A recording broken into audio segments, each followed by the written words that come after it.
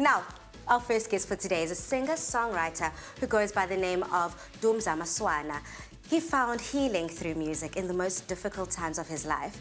The self-taught musician has created a unique sound through his remarkable baritone voice, and the lyrics are deeply rooted in his culture and his strong sense of tradition. Now, he's fast becoming an icon, and his voice, rather, is becoming an icon when it comes to jazz music in contemporary South Africa. Here's a look at some of his work.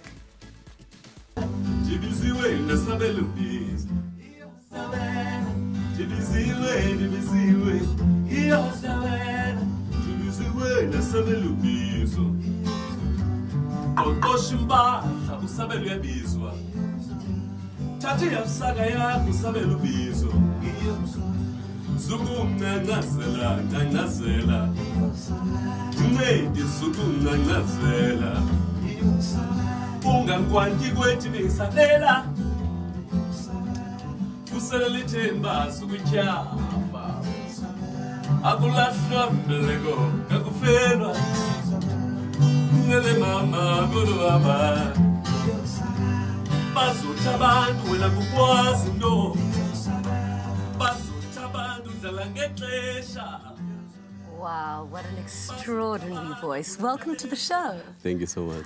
I mean, even just the way you speak, your voice just, I mean, it's so warming. You literally warm souls wherever you go. And, you know, to having a baritone voice, everybody feels the bass. Yeah, I guess so. But I hated it for the longest time. I believe so. I remember reading that you didn't realize that you had a talent and you didn't enjoy your voice. I want to go back to your early years, because when I was hearing about your story, I couldn't help but think, wow, this could be a movie. You are one of 10 children. What was it like growing up with so many siblings? I'm the firstborn to my mom and dad, and then they were very young when they got me. Yeah.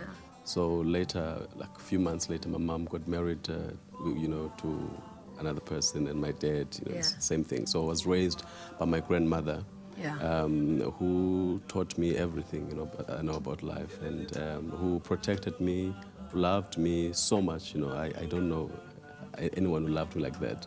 Wow. My late grandmother. And I grew up in the villages, so where singing is everyday life. We sing, whether there's a funeral, there's umgidi, we just sing.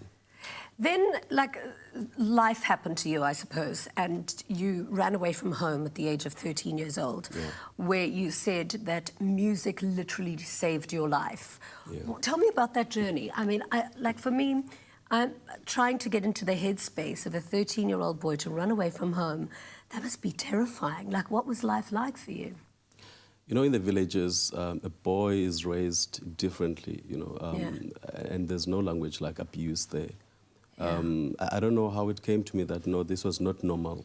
Sure. Because, it's normal to just beat a boy. If there's a missing goat, you're going to be beaten for it. If there's a whatever, they're going to beat you. To death. Really? So for it's me, not just a hiding. It's yes. So for me, it was very difficult. I think I felt this was not normal. This was wrong, and I was doing grade 8, standard 6. I left home to go work in a pineapple farm. Wow. Just to have my life going. And it was really not easy, it was really not easy to leave home at that age. I didn't even know where I was going, but I guess, God really took care of me. Exactly.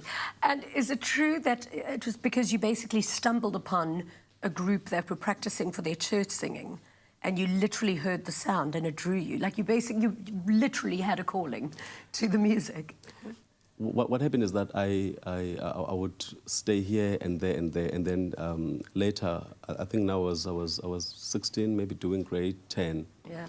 I went to live with my aunt, and this day she had enough, she's like, no, Dumza, I don't want you in my house anymore. Yeah. And I remember that I was standing there and I heard the song, Ngqushwa, Ngqushwa, and I was like, oh, this is so beautiful, but I thought it was a CD, but then there were breaks in between. I'm like, no, this should be people. I ran to that house. I sat next to the, in that yard.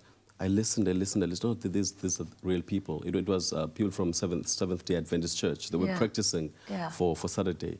So somebody found me outside, and then they said, no, okay, get inside and listen.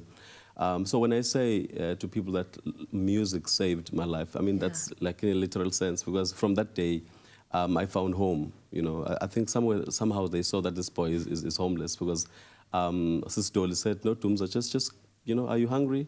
Do you want to sleep here? You can sleep. And the following day, she went and bought clothes for me. And in July, because it was June, in July, she registered me and took me back to school. Yeah. You know, so when I say music saved my life, that's what happened. It literally did. Yeah. And what I love is that it's just the most unlikely success story.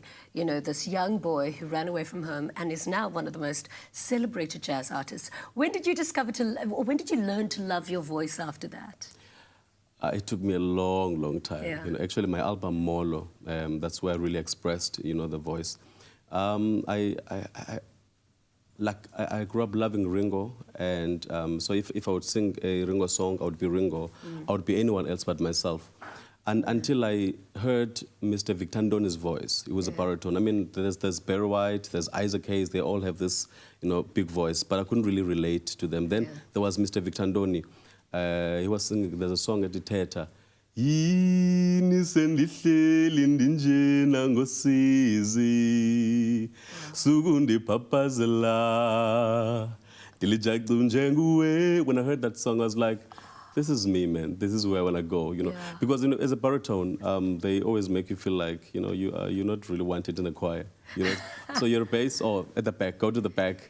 Tenor, oh, go, you know. So I didn't really feel confident enough, you know. Yeah. I have to tell you, jazz has never been my genre, but listening to your voice, it gives me goosebumps. And actually, somebody who you also love working with, we had Dumza Maswana in the loft. Yeah. And watching him perform, his whole body just takes over the instrument. I mean, just the two of you together has basically made me a jazz fan for life. No, thank you so much. Thank you so much for being here. And you're going to be performing for us a little bit later. I cannot wait. Thank you so much. Thank you for being here.